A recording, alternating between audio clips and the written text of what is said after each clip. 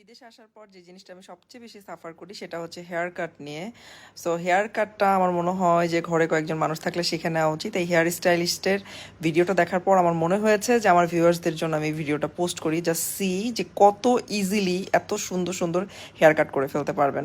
এবং ঘরে থাকা বাচ্চাদের হেয়ার কাটটা আপনারা এখান থেকে দেখেই করতে পারেন, ভিডিওটা সেভ করে রাখতে পারেন। তো আমার ভিউয়ার্সরা বেশিরভাগই হচ্ছে নিজের কাজ নিজে করতে পছন্দ করে, এই টাইপের ভিডিও অথবা হ্যাক্স ভিডিওগুলো দেখতে খুব পছন্দ করে। তো আমার মনে হলো যে না, উনি একজন বড় স্টাইলিস্ট এবং এত ইজি ওয়েতে হেয়ার কাট উনি দেখিয়েছেন যে মানে খুবই সুন্দরভাবে, তাই আমি ভিডিওটা শেয়ার করছি। আপনারা এই ট্রিকটা দেখে হেয়ার কাট করতে পারেন, একজন আরেকজনকে হেল্প করতে পারেন, বাচ্চাদের হেয়ার কাট করতে পারেন। দেখেন মানে এত সহজভাবে, মানে যে কোনো মানুষ এই হেয়ার কাট দেখে আপনারা কাজটা করতে পারবেন।